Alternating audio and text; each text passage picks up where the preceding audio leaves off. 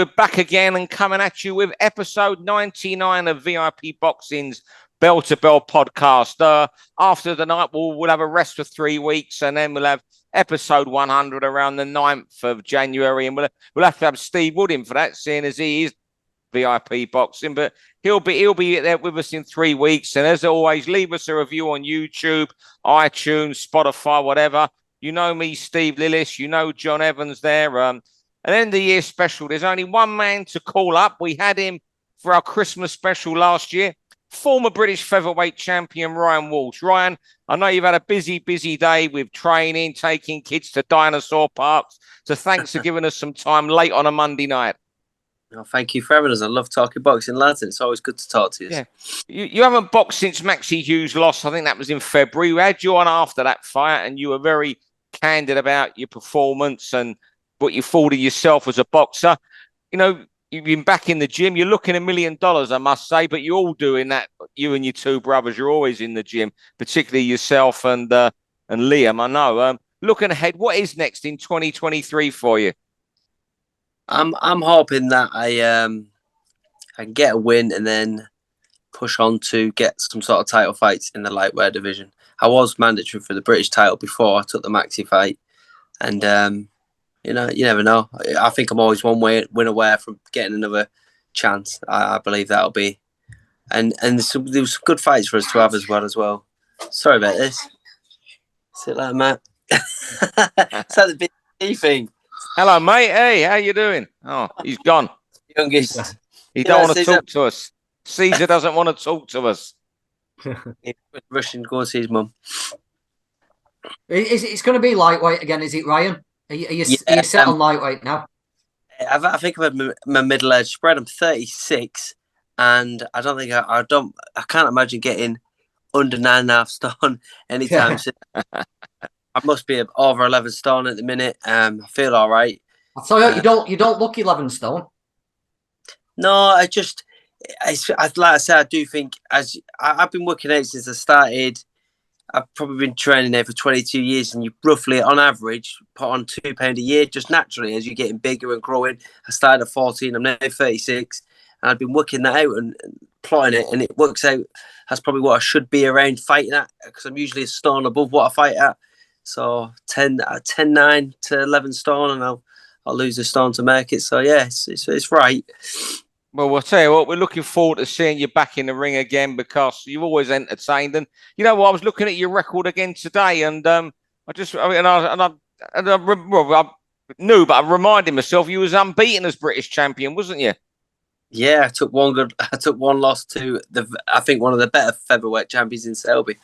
Selby was he was better than British level when I fought him. He just wanted to win the belt, and he did against me. I think he got to climb the belt against me. The only thing I can say is in his run, I was the only one who didn't stop. I weren't never having that. Good fight. Good fight. Good fighter at his peak. But so we'll press on with a pod now. John, you got your bell and your clock. All ready. Talking of good fighters, 25 years on, John, over to you for round one. Yeah, 25-year anniversary, Hamed against Kelley. And I think this is one of those fights where you can remember where you watched it. It was one of those standout fights, wasn't it? I can virtually remember every shot, every knockdown, the little bits of commentary, the ring entrances. It's just one of the great fights from my time watching boxing. Real Hamed had to put up or shut up, didn't he? Over in America, he talked the talk. He didn't shirk from anything. Meeting Michael Jackson in the gyms the week before, and Kelley going mad during the ring walks. I love that fight, and I'm just interested about what you remember about it. Were you involved with it, Steve, actually? No, I was just going to say I'll pass to Ryan here, because I was so lucky to go to so many fights, and I know how lucky I've been in my life to cover boxing. I say it all the time, and I'll never tire of saying it. That night, I wasn't at Madison Square Garden. I was at London Arena for Reed Malinga. Adrian Dodson against Winky Wright. Ensley Bingham had that win against Nicky Thurbin. And Barry Jones, our great friend, won the world title that night. I was there, and I didn't see the fight live because I was staying at my mum's. And back in those days, you didn't have streams, and my mum certainly didn't have Sky in Battersea, so I didn't even see the fight live. I saw it. I think Sky showed it the following Friday, not on Box Office, I think, or 2 weeks. Didn't see it till then. 2 weeks. Go on, Ryan. Me and my brothers were part of the Naz fan club, so that fight was special because it's one of the best fights, one of the best ways to introduce what Naz is and what he was all about in that fight. Because he could be chinned, he gets up and chins. It was a mega fight. That's one of them standouts. I was asked about it recently, in the boxing news, what was one of the best standout performances from a British fighter, and that comes straight to mind. I thought, well, that's one that no one could forget. No one was flipping into rings, no one was doing his entrance, and he backed up everything he said. And being part of the fan club on that night, he was happy to be a Naz fan. And one of my memories of Naz and him is he'd come into he was at the end of one of Naz's fights, do you remember? And the famous words, "I'm going to smoke your boots." That's what he said. And then Naz obviously smoked it. I'm interested in, what did you get when you signed up for the Nassim Ahmed fan club? What was in your pack? We got a hat which ended up, someone tried to steal one, so we was not too chuffed about that. Someone on our estate as well. We're the only one who was the Naz fan, part of the Naz fan club. One of the lads tried to nick it. All right, can't believe it. What a donut. But yeah, he did give it back. But we got a brochure. And in the brochure, there's a picture of Naz and Cantona, and you won't believe how big Cantona is to Naz. I wish I still had it now. I've seen it not long ago. I wish that I would have knew this subject, so I'd have showed you. It's mental. And who went and got the hat that was stolen? Michael, Liam, or yourself? My money's on Michael. No, on this one it was Liam's. It's just, it was Liam's hat, and a lad, he only lives like 50 yards away, and he was like, "What are you playing at?" So there was no violence needed. It was just like, it was a stupid thing for the young lad to do. Very brilliant. Round 2 is over to your first round, Ryan. Styles don't make fights. What does them? Psychologies. I had this with Trish Dixon recently, and the reason that he pulled me on it, he said Roy Jones Jr. because mentally, if you start talking about talent, he was more on talent actually. But styles make fights is probably the wrong way to think about it, because if you've only got one style, you can be beat. The best fighter on the planet probably right now, because he can go orthodox southpaw, he can punch, he can box, he's probably Terence Bud Crawford. And because he's got an adaptable style, but it's also a psychology. He fights when he needs to fight. He boxes when he needs to box. He'll talk sometimes. It's the psychology of the fighter. So I believe in everything humans do, it starts here. So you have to think it for the psychology overrides everything. Yeah, we do have a tendency to fight a certain way. Most fighters have got, you'll get a boxer, you get a puncher, you get a counter puncher, and there'll be a preferred way to do your job. Agreed. You'll have a preferred way. But what happens when someone stops you doing it? You got to be able to adapt. It's one of my biggest faults as a fighter. Me and Liam talked about it in the amateurs and the pro. I used to be able to put my style onto somebody and let them try and figure me out. The problem is like you see in my last fight or any of the fights I've lost, they've put their style on me and I haven't been able to adapt. And all the best fighters can adapt their style, adapt their psychology. Because at some point, if it's not working, you got to tell yourself, well, I've got to do something different. And being able to do that in a fight is a very, I think you have to be world-class minimum to be able to even achieve it. And elite, the best of the elites. Best example I can think of off the top of my head, Sugar Ray Leonard, Tommy Hearns. First fight, he's getting his head boxed off. He's got a big swollen eye and he turned into the fighter. And that was more psychology than style, because he'd done that in the amateurs, the way he boxed. But I don't want to run on too much. I'll give you boys a chance. But you carry on. I'm interested listening to you. Yeah, then Ryan, you carry on. Well, what do you make of when you hear a fighter say, "Oh, he's a southpaw"? You know, I've always struggled with southpaws. Or I want a warm up before I fight him. What do you think when you hear something like that? I agree with it. It was Trish Dixon who pulled me on it. It made me think, wait a minute, it's not just style. Style and psychology have to, they're blended together. So the styles is one thing, but if you haven't got the psychology, part of the main part of the psychology to be able to adapt, that's part of the psychology. Can I adapt? And can I then try something? And I think everyone's got a kryptonite of styles that they're not really going to look good against. And usually it is a southpaw, let's be honest. Or like, who is it? I'm trying to think recently, most people don't really like. Who likes a slick counter punching southpaw? Who wants to fight that? If you're a natural orthodox, I've always found that I was be able to adapt because I can go southpaw. But if you get a very good southpaw against someone who's just going southpaw, it's a bit different. And like I said, the psychology. It's the psychology. Best example I can give you. Me and my brother are very similar in certain ways. And the reason I think Liam beat Maxi, the way Liam beat Maxi, because of his psychology. I used to say style, but Liam was like a bully. He had his chest out. It was a lot of these little things that, unless you know people, it was actually more psychology. I said it to him recently. I said, he was like a bully. He was like, he took a really good smack off Maxi and he did nothing. Whereas that is a psychological thing, I believe. It's the biggest part of our armory. If you hear Tyson talk about psychology, he says it's 95% boxing. Yeah, he did say that, yeah. All right.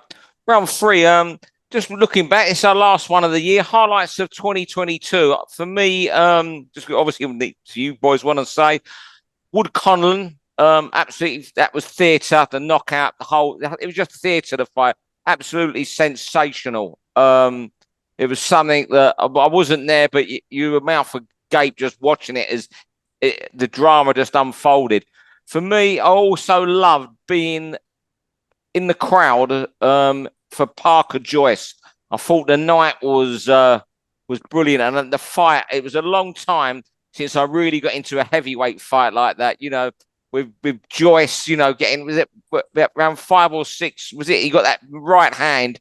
He just flush and he just didn't move. I thought the whole night was great. You know, Serrano's fight wasn't the best, Amanda Serrano, but a ring walk. And I took my daughter for the first time, my oldest daughter, that fight for that time.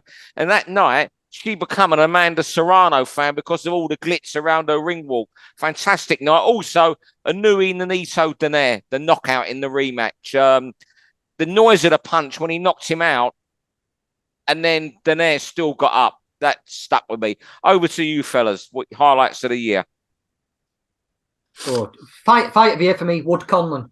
I just thought it was sensational. Conlon was a puncher early, looked different class, but Wood was getting outboxed and shown up a little bit, but just gritted his teeth, didn't he, and turned that around. And fantastic, really. My other highlight has been Bam Rodriguez, a young fighter, not scared of protecting his unbeaten record. Quite happy to fight anybody they put in front of him, and beating Rungvisai. That's a great win for a young fighter. So Bam Rodriguez is probably my fight of the year, I think. A southpaw who can punch. A southpaw has knocked Chocolatito out. It's funny because I was asked this question in the Boxing News today, and I then always ask Liam, and I said exactly what you about the fight of the year. Out of everything, it's what boxing, and I said it in the Boxing News. I'll tell you as well. Like you're saying there, Steve, when you family orientated to a memory. When Colin got knocked through the ropes, Liam stood up, and I'll never forget it because Liam and me, we watch a lot of boxing. It takes a lot for someone with his experience of watching it to just have his hands on his head and be so shot, and that was a highlight for me. And like we said about Bam, I absolutely admire that guy. I think he's one of the future stars of boxing. He's already a star, but one of them who'll stand out, be elite, multiple world champions. I think him. All right, we're on our last 9 minutes here, so we really are racing. Round 4, over to you, John. From professional boxers to referees. Yeah. After the World Cup final on Sunday, because the referee was brilliant, and we have to be sharp here on the bell, don't we? Because we're going to run out of time. Yeah. But what if we should have more ex-pros as boxing referees? There's something about they understand the sport, they understand the game. Sometimes a fight takes off, and we need to be allowed to fight inside. And just like the referee in the World Cup final, he let tackles go, he let the game flow, and it was a fantastic spectacle to watch, doesn't it? And I think a referee can have a real big impact on the way a fight plays out, realising that you've got to have a level playing field for both fighters. You've got to let both fighters get on with what they want. And I think more ex-fighters who understand the sport and understand the intricacies should be in these big title fights, I think. Yeah, I think there's a couple. There's one now. David Mulholland had a couple fights. He's with the Sanctuary. And Mike Stafford, the former British Cruiserweight champion, he's now challenger. He's hoping to become a referee. He's an inspector. And here's one for you. Lewis Van Pooch. Poochie, when he retires, he wants to be a referee. Yeah. Yeah. Wow, well, that'd be a great one because he's from another side, in the journeyman side type thing. And I think it's experience. You can't buy it. And I totally agree. There's a reason that football coaches now, like you look at Gerrard and Lampard. Let's do two England players who are now doing it. You need the sport to have what its essence is. They understand the essence of it, and it's definitely a good idea. And especially if they love it. If you can get someone who loves the sport, they're going to do the best for the sport. You've killed it. Yeah. If you've got two fighters working away inside, and the referee's constantly breaking it up, or even worse than that, you've got one fighter wants to keep it at range and another one desperate to get inside, wrestle, little shots inside, but he's constantly breaking them. It doesn't show an understanding of a sport, does it? Both fighters have got to have the opportunity to work. So having someone who's been in there and done it and knows that, yeah, maybe the little dark arts have got to be used at times to let someone get his best work off. I think the sport would benefit from that a lot. 100%. 100%. On that round 5, and you want to talk about the Furies or one of the Furies? I know that. Right. Both of them. It's Tyson and his dad, and early days. I'm a stickler for hearing things, and I'll be honest. When I first heard some of the things he was saying, the way they was talking about names of the boxing, I was thinking, it was like, how can you talk about these people in that? And he's done it, and they've done it, and everything they've said they've backed up. And I'm one of the biggest cheerleaders for. Wait a minute, I remember what they said. And I was going to hold him accountable. You said that to my other boxing friends. And I've got nothing to hold him accountable to. Tyson Fury and his dad have backed up everything, and his career will go down and stand the test of time because he didn't do it all in England. His best wins come in Germany, away as the away fighter against Klitschko, beating a guy who hadn't lost for 10 years under Manny Stewart. I don't know if he was in Manny Stewart then, but the point being is he weren't meant to go to Germany and win. He then goes to, after a 2-3 year layout with all his mental health, goes and beats Deontay Wilder in America. I can't sing Tyson Fury's prayers enough, but what I want to also say is how well they've done improving. It was the names like George Foreman they were comparing themselves to and things like that, and it was winding me up. I think George Foreman's an Olympic gold medalist. He's done this, he's done that, and I was on my pedestal and fair play because they've gone above and beyond. In this era, Tyson Fury goes down as head and shoulders for me.